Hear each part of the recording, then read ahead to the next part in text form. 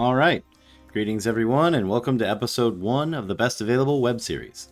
This is the first actual play video in the series, thus the number 1, and this assumes that you have watched the first video for the background information on the world. If you haven't yet, then feel free to give it a watch now. One word of warning, though, in the earlier sessions, my microphone was simply a gaming headset, so I hope you can forgive the lesser sound quality, and focus instead on the amazing adventures to come. Thank you.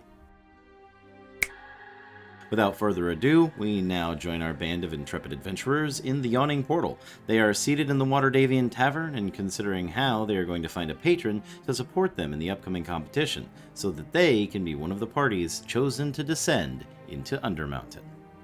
The starting point of the competition is only a fortnight away. We're supposed to look for a patron, right? Yep. You do need one. Oh, God. I didn't expect this. Yeah. Well, we would definitely be looking around, eyeing people, seeing who might be approachable, who might be possibly on the opposite end of our predicament, as in actually needing an adventure or a bunch. Do we really have to talk with the nobles? Well, it doesn't necessarily have to be a noble. It just has to be someone who is wealthy enough to donate 10,000 gold pieces or more to the festival. Wow. Oh boy. Come on, fellas, break the ice now. So who's brave enough to talk to people? Keep me out of this. Keep me out of this. Okay, so let's first off, let's figure out, have we all met each other yet? Yes. Okay. Yeah. Well, we wedded So up we're a on party. this table. We're at a party, Yeah. right? We're wedded up on a table, right? Yeah. And I'm sorry, I forget what you call the awning. The Yawning Portal. The Yawning Portal. Currently, the Yawning Portal is abuzz. With the start of the competition only a fortnight away, people are regularly taking bets on whether one of the famous named groups is going to take home the massive prizes that are available, or if some new upstart group is going to show up and wow everyone. Is there like an innkeeper or something that we could talk to? Yes, Durnan is sitting behind his bar, currently polishing one of the wooden cups as he looks about with a gleeful smile on his face. Business is particularly good for him during this festival. It would be. Could we ask if he knows any patrons looking for people? Sure, you can approach him and ask. So you make your way across the tavern from where you were seated and belly up to the bar. It is actually more difficult to get there than you would think. There's quite a few people stuffed into this place, and despite it being a very large and roomy tavern, you have to move with the flow of people to eventually make your way there. But make your way there you do. And Durnan gives you a smile and says, well, you definitely have the look of someone who is here to compete rather than just drink and watch. How can I help you? This is where you would jump into character. You want me to do it? You can jump into character if you want and speak as your character, or you can speak in third person and just say, my character would like to ask if he knows anyone who would be able to patronize us. You're fine. Nobody here is going to be embarrassed about you. All this time, Angie is just sitting there trying to hide behind a mug. Because earlier this day, she was excited about a chance of, hey, killing monsters, helping people. That's what I've been trying to do. And today, seeing the scale of the event, she's just kind of overwhelmed. And hiding, trying to look small. And I'm just tucking the hood of my cloak over my head. Some comfort, just gripping it down and not expecting to needing a sponsor to try to find some things for my collection. Okay, there we go. Okay, then My character would like to ask Durnan if he knows anybody looking for adventurers. Well, if you're not an already established group with a patron, I'm afraid that I don't know who might be able to help. Have you any adventures under your belt? What is the name of your group? Do you have one? Do we? We're a pretty fresh group. Mhm. So, I don't think we have a name for our group. You Dungeons can and totally Dragons. say no. Yeah, no, we don't have a name. Well, without having an adventure to your name, or even a name to be known by, finding a patron would be particularly difficult. And especially this close, beginning of the competition. You have some time, but not a lot. What about people who are trying to bet on the underdogs? Well, people definitely love underdogs. I mean, it's always a long shot because everybody knows how often new meat comes back from the Undermountain. There's always the off chance. As for people who would be patrons, though, I'd be hard pressed to say. I wish I could be more help, miss, but it seems that you're gonna have quite the uphill battle ahead of you if you want to join the competition. You said business is good, right? Oh, business is booming. The only thing that could boom more than the business right now is a meteor swarm falling from the sky. The new tables that are buying quite a bit. There are many tables that are buying quite a bit. In specific, the Red Band, a group of 6 very well-known adventurers who are known to traffic with the Zentarim mercenaries occasionally, are so deep under their cups that you can't see 2 of their members across the table. Instead of sitting around looking around at everybody, why don't we, formulate a plan on what we should be doing? Elf creature and hiding behind Mug Girl. Why don't we figure out exactly what we're doing? Because we've already lost the redhead. She's gone. I don't know where she's wandered off to. So let's figure out a battle plan here before we go and waste all of our time sitting here at a bar table watching other people get rich. All right.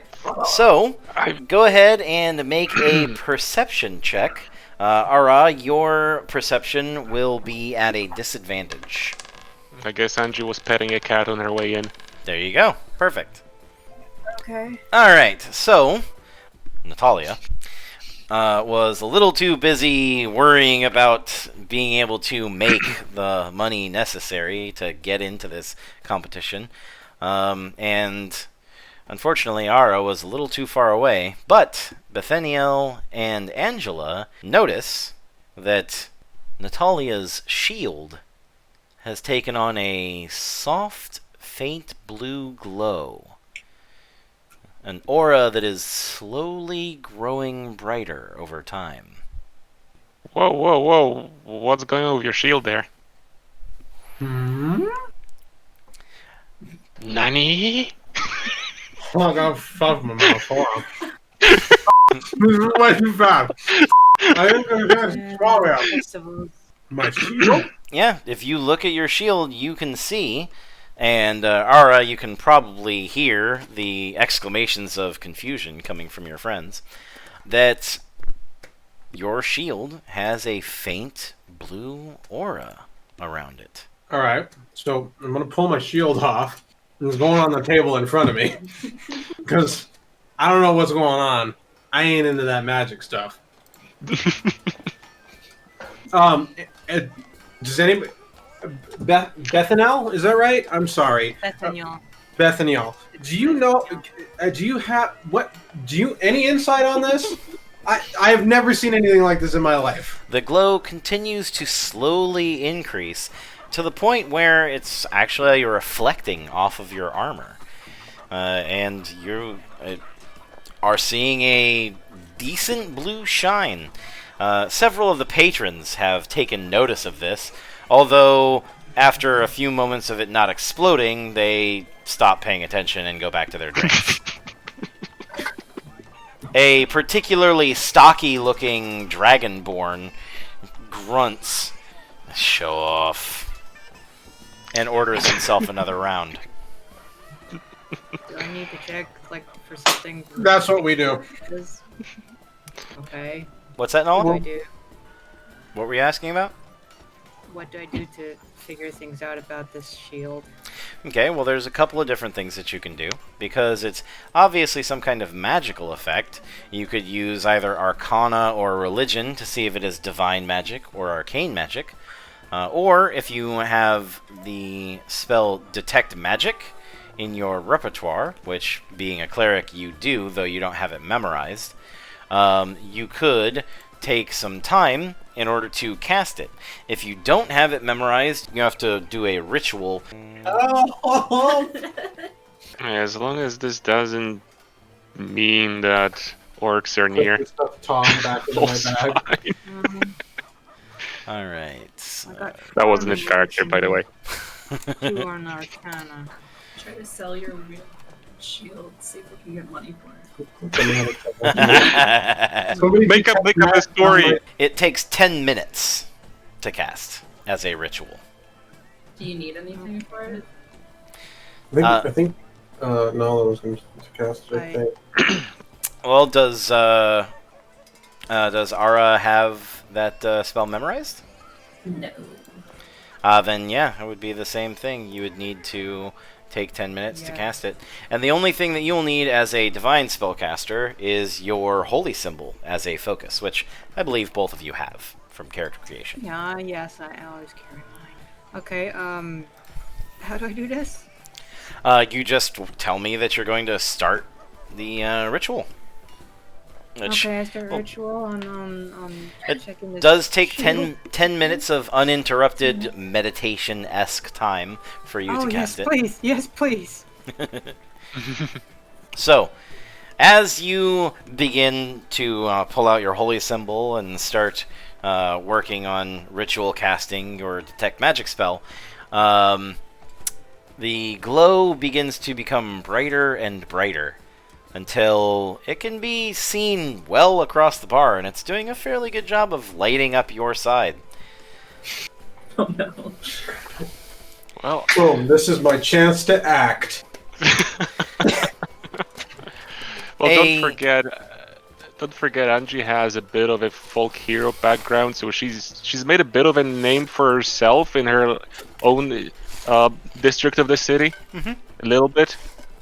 She just right now she's a little bit overwhelmed, but there might be a chance somebody there might know of her, and yeah. Yeah, you're definitely seen as a group of adventurers, so no one's bothering you despite the fact that your shield is glowing fairly brightly. These things happen. So everybody, go ahead and roll perception, except for Nala, who is Bethaniel rather, who is currently busy working on his ritual. Is Ara still at disadvantage? No. Okay. Well, so long as Ara has come back over to the table. Because Natalia was yelling at me. All right. So, all three of you are heads on swivel at this moment. And so, all three of you spot the man who is coming toward your table. He melds through the crowd almost magically. In fact, almost is probably not the word for it, because a few of the people, you see him phase through them as he walks toward you. Whoa. He is wearing a white and gold-rimmed robe and has crisp, angular features. Almost elven, but his ears are rounded. His hood is fairly open, and he has a well-trimmed goatee and carries a staff that looks like it is made of some kind of shining metal the top of which is a draconic figurine. It seems to have been formed of a single piece. No signs of it having been forged together. He strides up to your table and says, "Ah, exactly who I was looking for." Greetings, good sir. How might we be of help? Greetings. I do apologize for the rather strange way of tracking you down. My name is Zacharias Rowe. And he puts a hand across his belly and bows slightly. Okay. Angie will get up and bow a little bit, introduce herself. Wolf, you were saying? Well, pleasure to meet you, Zacharias. I'm Natalia. This is Ara. I gesture towards the redhead. This is Bethanel. He's currently meditating to detect magic on the shield. I presume you had something to do with that. Of course, Angie already introduced herself. Yes, my apologies. It's, he raises his hand and twists it in an arcane gesture, and the aura around your shield vanishes as quickly as it had appeared. Okay, so that solves that mystery. Yes, it is a new spell, and I didn't know exactly where it would lead me to. Divination is so often strange and ephemeral in its rules. My apologies if I startled your companion. He nods to Bethaniel. No, really, the only thing I was worried about was the cat, but we're fine. The cat? Right? It's in my bag now. What's that, Nola? I'm still meditating, right? You can stop meditating. As don't worry about it. The shield is no longer glowing, or you can continue meditating anyway, and in about 9.5 more minutes, you'll cast a spell. At this point, we'll probably be poking at Bethany. Hey, it's explained already. Don't worry about it. What? Yeah, you are you are concentrating on conjuring up the energies and doing the ritual. You are fully aware of your surroundings. So Okay. when they call out to you, you hear them. Right. Oh. Might as well greet the new guest. Oh God. He has social anxiety. Please don't worry about it, sir. No worries. We all have our quirks, don't we? Adventurers, we tend to be the odd ducks. Probably rather be with his books than in this crowd. Yeah. Jeez. So many drunks. Oh. So, would you mind some company? Not at all. I have a proposition for your group. Do tell. I'm all ears. All right. He nods to one of the serving boys who brings over a chair for the table and gives him a order for a drink. So my spell was supposed to lead me to a group of adventurers that were intending to delve into Undermountain. I have a task that I would like you to partake in while you are down there. All right. Well, that was indeed our intention. However, we're lacking in a patron. Oh, you're not a established group? You're not already on the ledger? Unfortunately not. It's my first. We were year. working on it. What kind of smooth talk, some nobleman. One second, you guys are talking over Nala a little bit. What was that? It's my first year. Ah. Never done this before. Mom didn't let me. Oh, so you're a brand new adventuring group. Is that true for all of you? And none of you are veterans? Well, as a matter of fact, I've done a little bit of this sort of work. However, this is my first time participating in this event. Ah. Well, at least one of you knows their way around the adventuring lifestyle then. Well, if you don't have a patron, That would definitely prove a challenge. Well, I can't help but think that it might be fate that my spell led me to you rather than to some established group. There must be something special about you all. What do you need us for? What's that? What do you need us for? I have a task inside of Undermountain. There is a object, but we can worry about the details of that task later. After all, without a patron, you're not going to be able to go at all. Right, but I mean, no disrespect to you, sir. Obviously, you picked us for a reason. However, you know, I've learned in my time you never agree to anything without knowing the details of what you're agreeing to. Oh, of course not. While I appreciate you being willing to offer us patron and wanting to talk about this later, after you've got us on the ledger, it would be, I think, more valuable for all of us if we knew what we were getting into, so that way we can decide whether our party should split ways or if we should work on maybe another nobleman to get us patron, or if agreeing to do your task is an effective one.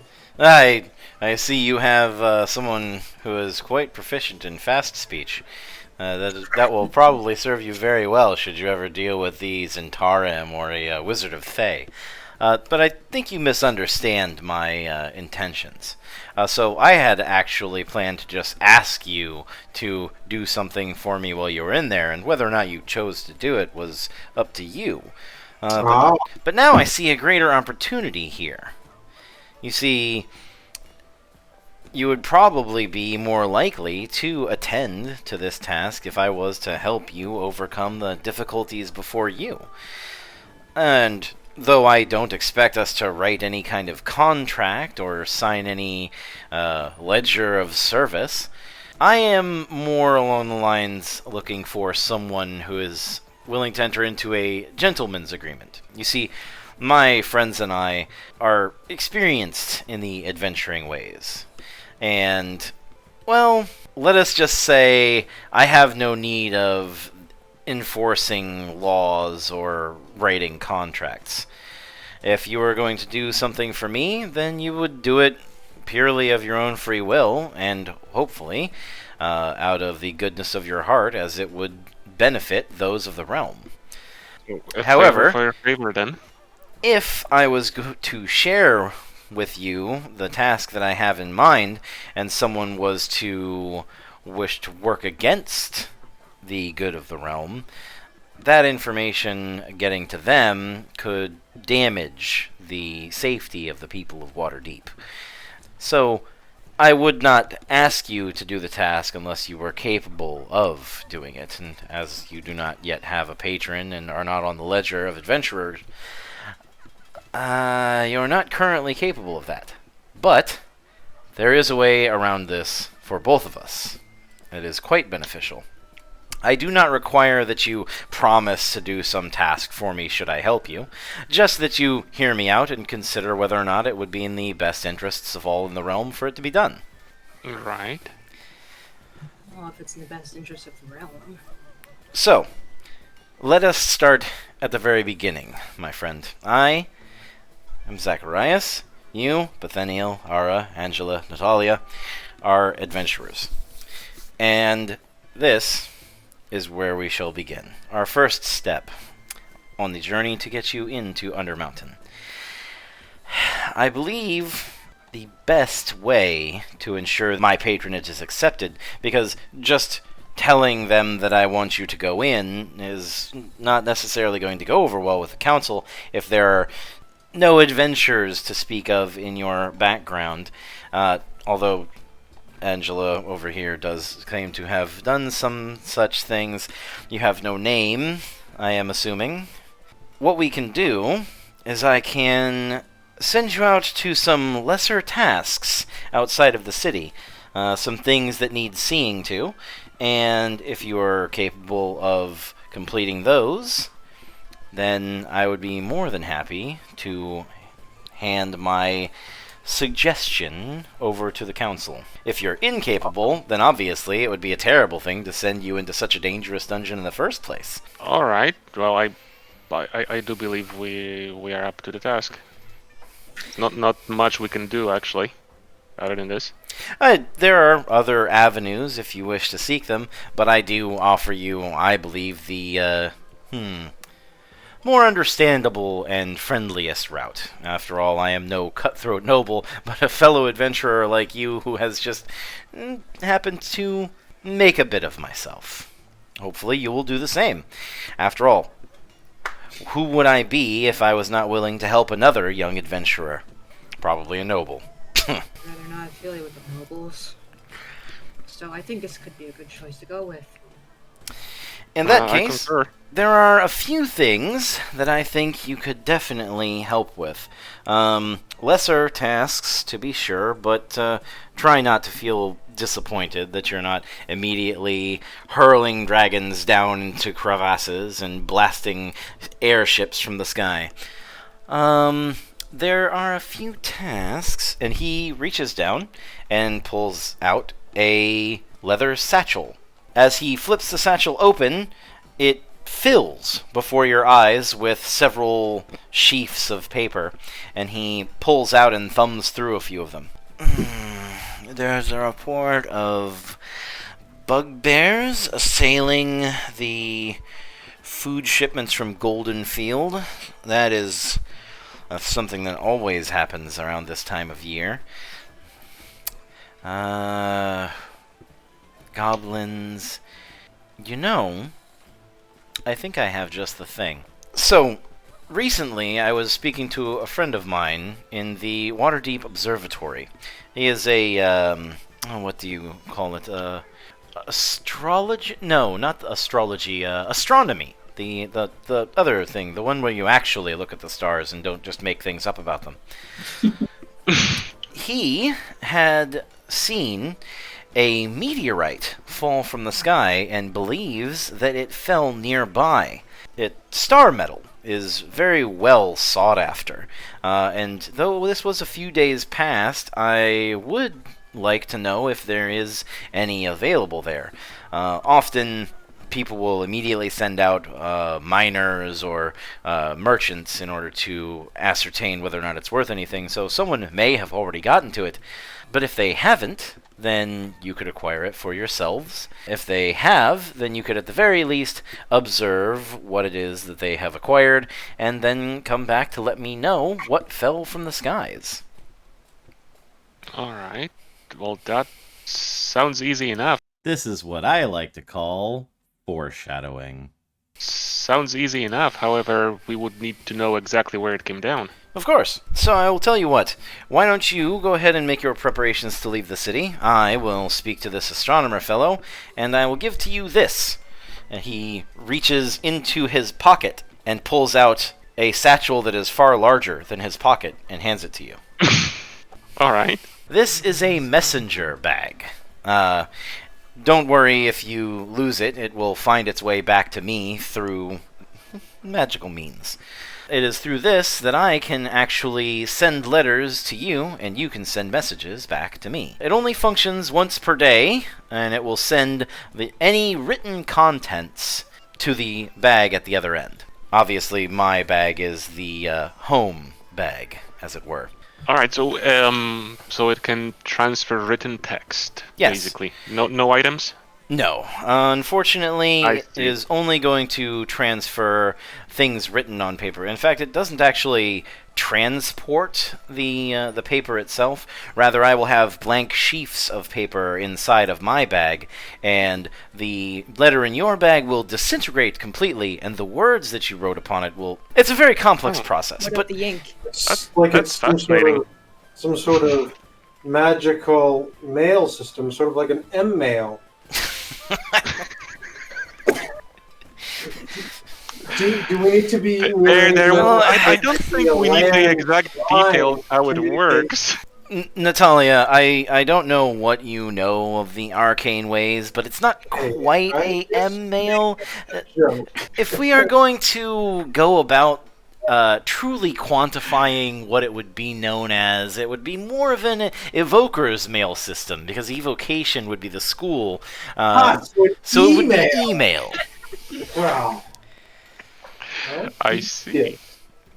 Well then, Most fascinating. go ahead and make your preparations. If you need to get any rations, it should only be maybe 6 to 10 hours outside of the city, and the day is young, so you might be able to reach it by nightfall.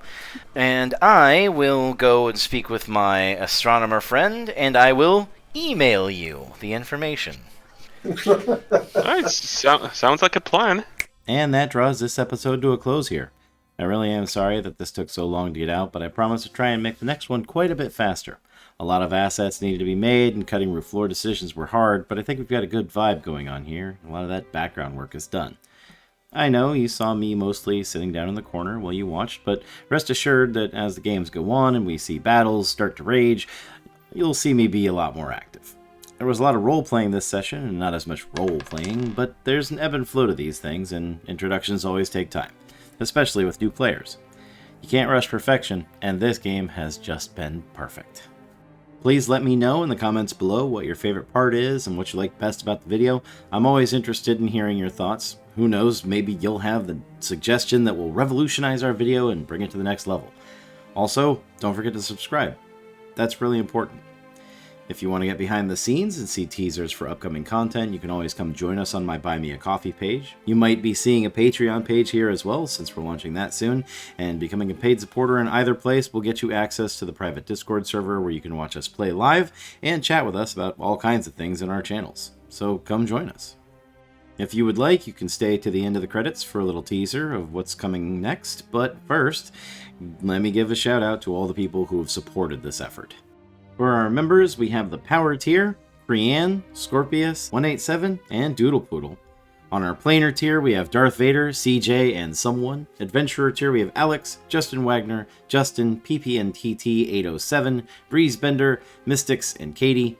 Quest Giver tier, we have Shadow Menser and Slathar Silcom. Townsfolk tier, we have Night Archer. And for supporters, we have Foxcrest Distribution, Mystics, War Machine, Nat, and the Shadow Wolf. And also, here's some special shout-outs to the people who helped with sound assets, art assets, the people who will hopefully prevent others from saying, hey, get a copy editor, and, of course, last and definitely not least, the party members. You're going to be seeing a lot more of them. Without you all, it wouldn't be possible to make this happen at all. So thank you, and I hope that more people will join us along the way. And now, for a short word from our Nah, I'm kidding. Here's the preview. About 15 to 20 feet, you can see just the faintest glow in the underbrush. Did you see Bethanel, something? look off into the northwestish. Do you see that glow under the brush there? Shall we check it out? Is that what we're Suppose looking we for? should. Bethany, you be our eyes while we fires approach cautiously. Okay. Does anyone want to light a torch to give Yeah, a I'm little actually- bit more light?